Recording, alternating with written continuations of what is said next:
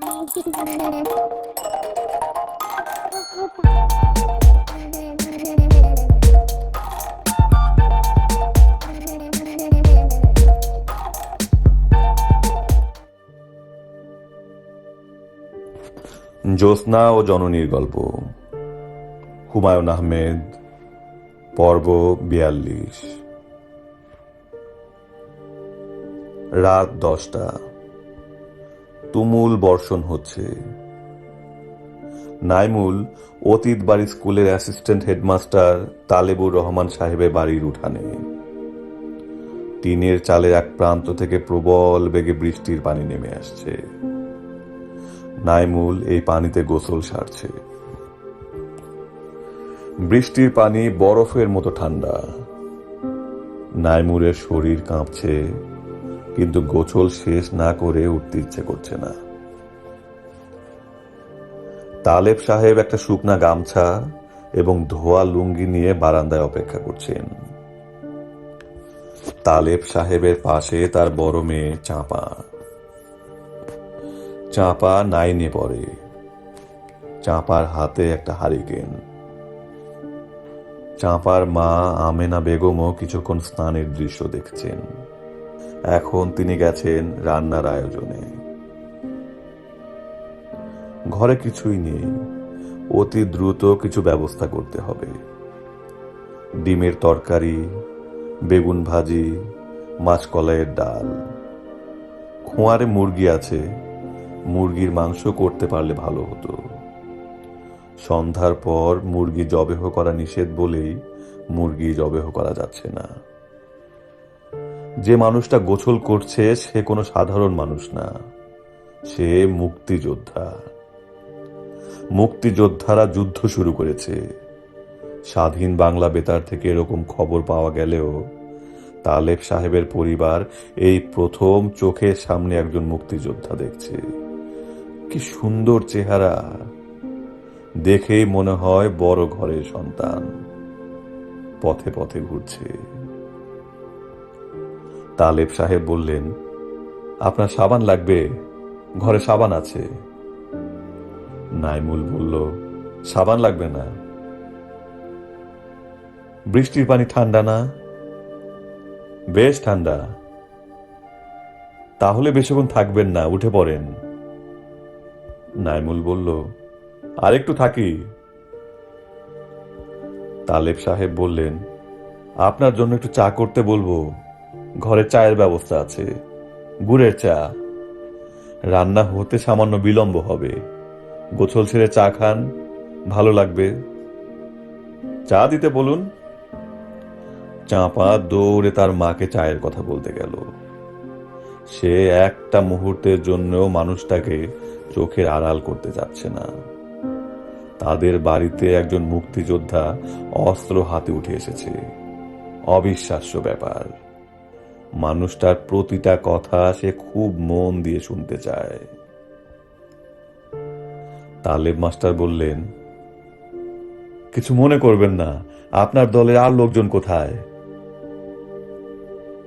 আমার দলে আর লোক নেই, আমি একাই একটা দল করেছি। দলের নাম বললে আপনি হয়তো চিনবেন। আমার দলের নাম হাসুইন্নার দল, ইংরেজিতে হাসুইন্না গ্রুপ। তালেব মাস্টার চমকে মেয়ের দিকে তাকালেন।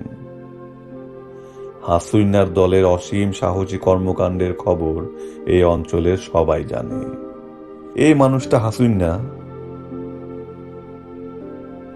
নাইমুল বলল, নামটা ভালো হয়েছে না? হাসুন অর্থ ঝাড়ু। হাসুইন্নার দল ঝাড়ু মেরে দেশ থেকে মিলিটারি দাঁড়াবে।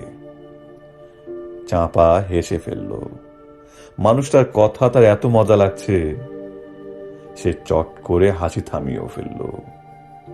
হাসুইন্নার দলের হাসুইন্না অবাক হয়ে এখন তাকে দেখছে। তার খুব লজ্জা লাগছে। সে চা আনতে রান্নাঘরে চলে গেল। গোসল যে করছে এই মানুষটাই বিখ্যাত হাসুইন্না, এই খবরটা মাকে দিতে হবে। চাঁপার হাসি শুনে কিছুক্ষণের জন্য নাইমুল বিভ্রান্ত হয়ে গিয়েছিল। মনে হচ্ছিল মরিয়ম হাসছে। হারিকেন হাতে মেয়েটির সঙ্গে মরিয়মের কোনো মিল নেই, কিন্তু দুজনের হাসির শব্দ এত কাছাকাছি। আমেনা বেগম রান্না প্রায় সেরে ফেলেছেন। মাসকলাইয়ের ডালটা শুধু বাকি। ডাল সিদ্ধ হতে সময় লাগছে। স্বামী এবং কন্যার মতো তারও ইচ্ছে করছে অদ্ভুত মানুষটার আশেপাশে থাকতে।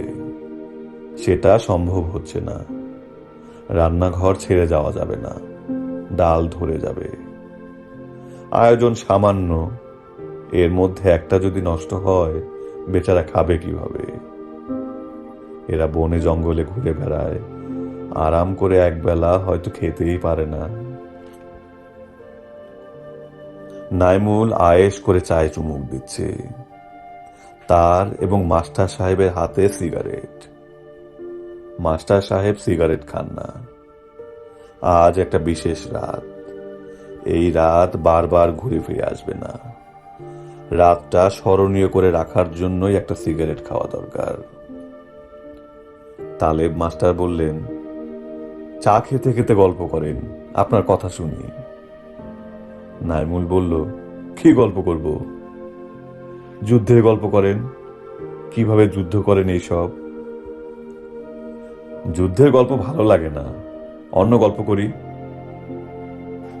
চাঁপা খুবই আগ্রহ নিয়ে বলল, জি জি করেন।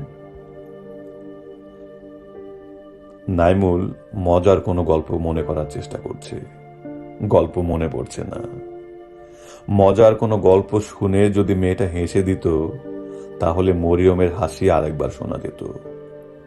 নাইমুল চাঁপার দিকে তাকিয়ে গল্প শুরু করলো। শোনো চাঁপা, একবার এক জীববিজ্ঞানী সুন্দর একটা গবেষণা করলেন। তিনি করলেন কি, বড় একটা অ্যাকুরিয়ামে দু ধরনের মাছ রাখলেন। এক ধরনের মাছ বড় বড়, আরেক ধরনের মাছ ছোট। ছোট মাছগুলি বড় মাছের খাদ্য। তিনি করলেন কি, অ্যাকুরিয়ামের মাঝামাঝি কাঁচের একটা পার্টিশন দিয়ে দিলেন। এখন কি হলো শোনো। বড় মাছগুলি ছোট মাছ দেখে খাবার জন্য হাঁ করে ছুটে আসে। এসে একসময় কাঁচের দেয়ালে ধাক্কা খায়। ছোট মাছ তারা আর খেতে পারে না। দিনের পর দিন এরকম চলল। তারপর তারা একসময় বুঝল, কোন এক বিচিত্র কারণে ছোট মাছগুলিকে খাওয়া সম্ভব হচ্ছে না। তারা ছোট মাছ খাবার চেষ্টা বন্ধ করে দিল। আর তখনই বিজ্ঞানী ভদ্রলোক কাচের পার্টিশন তুলে দিলেন। দু ধরনের মাছই একসঙ্গে মিশে গেল। কিন্তু বড় মাছগুলি ছোট মাছ খায় না। মুখের সামনে দিয়ে যাচ্ছে, কিন্তু তারা খাচ্ছে না, খাবার চেষ্টাও করছে না। চাঁপা বলল, ও আল্লাহ, সত্যি? হ্যাঁ সত্যি। অ্যাকুরিয়াম থেকে কাচের পার্টিশন উঠে গেছে, কিন্তু সেই পার্টিশন চলে গেছে বড় মাছগুলির মাথায়। চাঁপা বলল, মাছের মাথায় কাচের পার্টিশন যাবে কিভাবে? নাইমুলের কাছে অদ্ভুত লাগছে, কারণ মরিয়মও চাঁপার মতোই একই প্রশ্ন করেছিল। কাঁচের পার্টিশন মাছের মাথায় যাবে কিভাবে? মেয়েটা যে শুধু মরিয়মের মতো হাসছে তা না, তার চিন্তা ভাবনাও মরিয়মের মতো। আমেনা বেগম দরজার ওপাশ থেকে বললেন, খাওয়া কি এখন দিব? নাইমুল বলল, দিন, খুবই ক্ষুধার্ত। তালেব মাস্টার বললেন, আপনি খাওয়া দাওয়া করে আরামে ঘুমান, বিছানা করে দিতেছি। আপনার ভয়ের কিছু নাই। আমি ঘুমাবো না, সারা রাত জেগে থাকবো, পাহারায় থাকবো। চাঁপা বলল, আমিও জেগে থাকবো। নাইমুল বলল, কারও জেগে থাকতে হবে না, আমি আরামেই ঘুমাবো। আমার ভয় ডর একেবারেই নাই। নাইমুল খেতে বসেছে। তালেব মাস্টারের পরিবার তাকে ঘিরে আছে। আমেনা বেগমের মন খারাপ লাগছে। ছেলেটা কি আগ্রহ করেই না খাচ্ছে। একটু ভালো আয়োজন যদি করা যেত। নাইমুল তালেব মাস্টারের দিকে তাকিয়ে বলল, চন্দ্রপুর এখান থেকে কত দূর? তালেব মাস্টার বললেন, দূর আছে। আপনি চন্দ্রপুর যাবেন? চন্দ্রপুর কার কাছে যাবেন? নাইমুল জবাব দিল না। চন্দ্রপুর কার কাছে সে যাবে এই তথ্য প্রকাশ করার কিছু না। ভাত দ্রুত শেষ হয়ে যাচ্ছে। আমেনা বেগমের বুক ধড়ফড় করছে। ভাতে টান পড়বে না তো?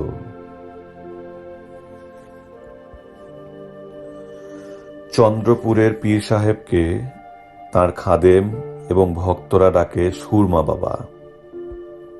তিনি চোখে সুরমা ছাড়া সারা গায়ে কোনো কাপড় পরেন না বলেই এই নাম। তিনি দিন রাত একটা অন্ধকার ঘরে থাকেন। ঘরের একটা মাত্র দরজা। সেই দরজা চটের ভারী পর্দায় ঢাকা থাকে। সেই ঘরে খাদেম ছাড়া অন্য কারো প্রবেশ নিষেধ। ভক্তরা বিশেষ চাপাচাপি করলে দর্শন দেন। ভক্তদের তখন ঘরে ঢোকার অনুমতি দেওয়া হয়। সুরমা বাবার সঙ্গে দেখা করার আগে ভক্তদেরও চোখে সুরমা দিতে হয়। সুরমা দানি নিয়ে খাদেম দরজার পাশে বসে থাকেন। হাদিয়ার বিনিময়ে খাদেম চোখে সুরমা দিয়ে দেন।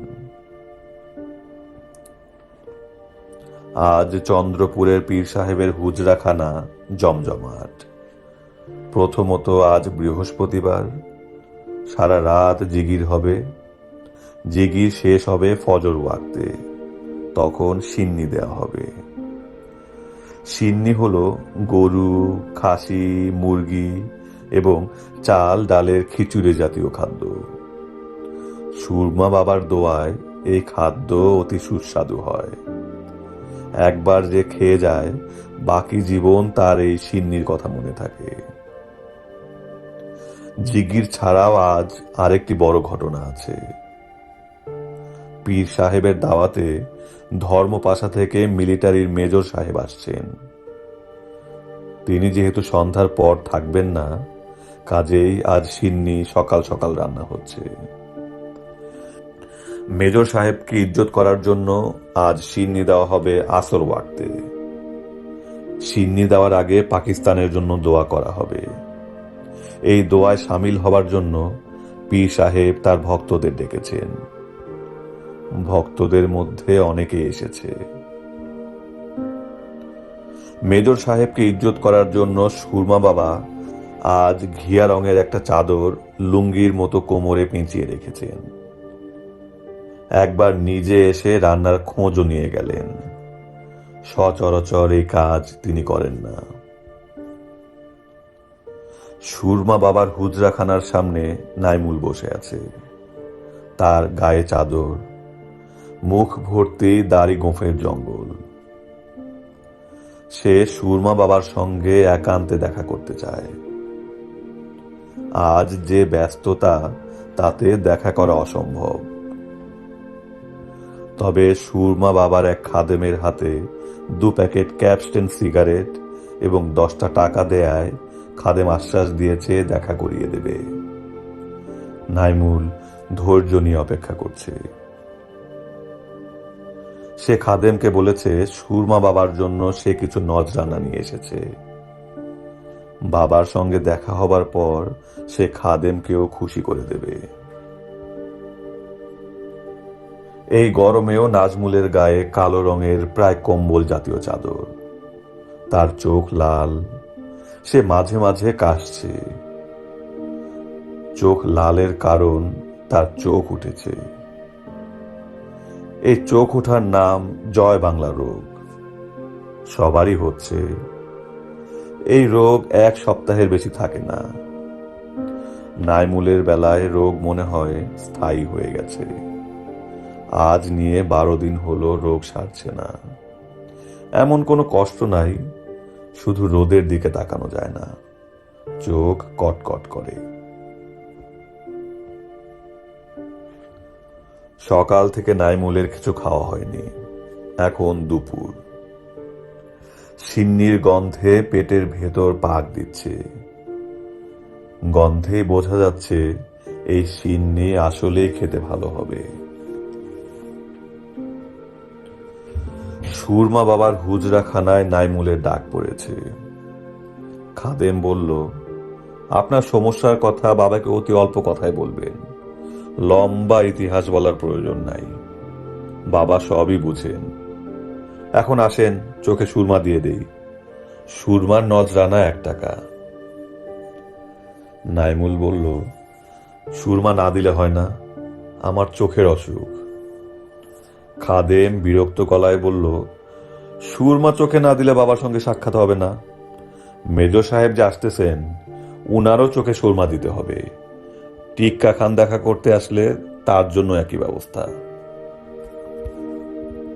দেন, চোখে সুরমা দেন, ব্যথা দিবেন না। সুরমা বাবা গা থেকে চাদর খুলে ফেলেছেন। ঘরের ভেতরটা গরম, গরমে তিনি ঘামছেন। চাদর দিয়ে বিরক্ত ভঙ্গিতে গায়ের ঘাম মুছছেন। বাবার সামনে জল চৌকিতে পিতলের গ্লাসে পানি, এক পাশে হাত পাখা। তিনি হাত পাখা দিয়ে অতি দ্রুত নিজেকে কিছুক্ষণ বাতাস করে এক চুমুক পানি খান। নাইমুল কাউকে কখনো এত দ্রুত বাতাস করতে দেখেনি। সুরমা বাবা নাইমুলের দিকে তাকিয়ে বিরক্ত গলায় বললেন, কি চাস? তুই চাস কি? নাইমুল বিনয়ে নিচু হয়ে বলল, আপনার জন্য কিছু নজরানা এনেছি, নিজের হাতে দিতে চাই। জিনিসপত্র না টাকা? টাকা। পরিমাণ কত? পরিমাণ ভালো। সুরমা বাবার মুখের বিরক্তি দূর হলো। তিনি প্রায় হাসি মুখে বললেন, আমার কাছে টাকার পরিমাণ কোনো বিষয় না। আমার কাছে 1 টাকার যে মূল্য, 1000 টাকার একই মূল্য। সব টাকা পয়সা গরিব দুঃখীর কাজে ব্যবহার হয়। এইটাও একটা ইবাদত। এই ইবাদতের নাম হাক্কুল ইবাদত। নজরানার টেকা জল চৌকির নিচে দান বাক্সে রাখ। যা বলার তাড়াতাড়ি বলে চলে যা, মেজর সাহেব আসতেছেন। হুজুর কি মেজর সাহেবকে দাওয়াত দিয়েছেন? অবশ্যই দাওয়াত দিয়েছি। দাওয়াত ছাড়া তারা আসবেন? হুজুর যদি কিছু মনে না করেন, যদি বেয়াদবি না নেন, একটা প্রশ্ন করব। কি প্রশ্ন? শুনেছি মিলিটারিরা অনেক মানুষ মেরেছে, মেয়েদের ধরে ক্যাম্পে নিয়ে গেছে, তাদেরই দাওয়াত করেছেন। ব্যাপারটা কেমন না? সুরমা বাবা তীক্ষ্ণ গলায় বললেন, কেমন মানে? বিধর্মীর সাথে যুদ্ধের নিয়ম তুমি জানো? বিধর্মীর মাল হলো গনিমতের মাল, সেই মাল নেওয়ার হুকুম আছে। বিধর্মীদের মেয়ে ছেলেও মালের মধ্যে পড়ে। যুদ্ধ তো বিধর্মীদের সঙ্গে হচ্ছে না, এই দেশের মানুষের সঙ্গে হচ্ছে। তুমি চাওটা কি পরিষ্কার করে বলো তো, তুমি কে? আমার আসল নাম নাইমুল। আসল নামে আপনি আমাকে চিনবেন না। যে নামে আপনি আমাকে চিনবেন সেই নাম হলো হাসুইন্না। এখন চিনেছেন? সুরমা বাবার মুখ যে ফ্যাকাশে হয়ে গেল, তা এই প্রায় অন্ধকার ঘরেও বোঝা গেল। নাইমুল গায়ের কালো চাদর খুলে ফেলল। স্টেন গান এখন পরিষ্কার দেখা যাচ্ছে। নাইমুল বলল, শুনেন সুরমা বাবা, চিৎকার চেঁচামেচি কিছুই করবেন না। যেভাবে বসে আছেন বসে থাকেন। আমি এসেছি মেজরটাকে মারার জন্য। আমার সঙ্গে আরো 4 জন আছে, এরা বাইরে আছে। আপনি হাসুইনা গ্রুপের নাম শুনেছেন? জি বাবা, শুনেছি। আমার দলটার নাম হাসুইনার দল। ইয়া গাফুরুর রাহিম, এটা কি বলেন? ভয় লাগে? জি লাগে। নেংটা বসে থাকবেন না, কাপড় গায়ে দেন। সুরমা বাবা অতি দ্রুত চাদর গায়ে পেঁচালেন। নাইমুলও চাদর গায়ে দিল। ভয় যতটুকু দেখানোর দেখানো হয়েছে। সুরমা বাবা কাঁপা কাঁপা গলায় বললেন, বাবাজি, আমাকে কিছু করবেন না তো? নাইমুল বলল, আপনি যদি মেজরটাকে মারার জন্য আমাকে সাহায্য করেন তাহলে আপনাকে কিছু বলবো না, আর যদি সাহায্য না করেন আপনাকে মেরে ফেলবো। আমি আপনার সঙ্গেই থাকবো। মেজর আপনার সঙ্গে কথা বলতে যখন আসবে তখন গুলি করব। বাবাজি, এইসব কি বলেন? ভয় পাচ্ছেন কেন? আপনি এত বড় পীর, মারা যাবার সঙ্গে সঙ্গে বেহেশতে চলে যাবেন। 70টা হুর আপনার গা টিপাটাপি করবে।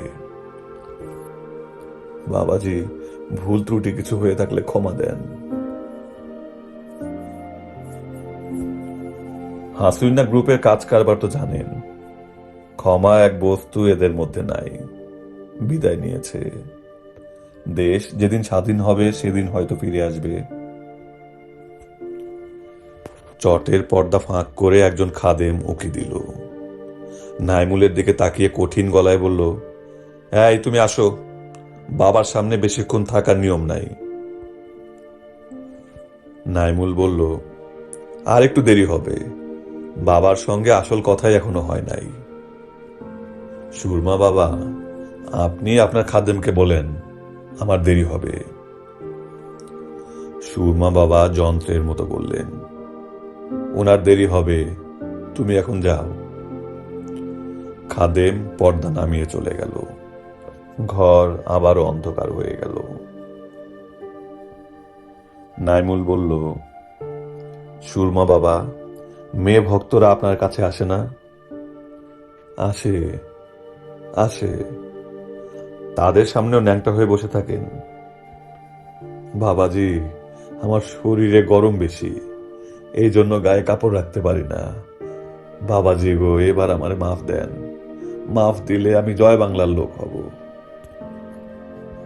নাইমুল সিগারেট ধরালো। সুরমা বাবার দিকে সিগারেটের প্যাকেট এগিয়ে দিয়ে বলল, নিন, সিগারেট খান।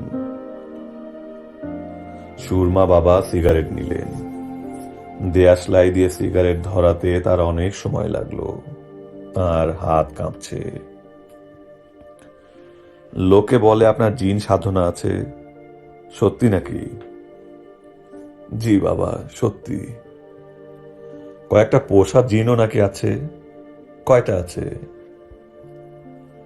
3 জন আছে। 4 জন ছিল, একজনের মৃত্যু হয়েছে, এখন আছে 3 জন। তাদের ডাকেন, তারা আপনাকে বিপদ থেকে উদ্ধার করুক। যার কন্ট্রোলে 3টা জিন আছে, সে যদি এত ভয় পায় তাহলে কিভাবে হবে? আপনি কি পিশাব করে দিয়েছেন? জি না, পিশাব করি নাই। তবে বাবাজি, আমার টাট্টি ঘরে যেতে হবে, পিশাব চেপেছে। পিশাব এইখানেই করেন, আপনাকে টাট্টি ঘরে যেতে দিব না।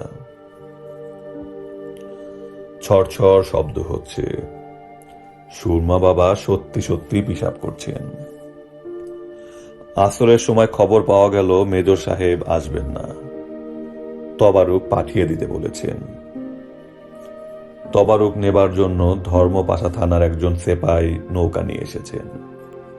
নাইমুল উঠে দাঁড়াতে দাঁড়াতে বলল, কাজ তো হলো না, এখন তাহলে উঠি।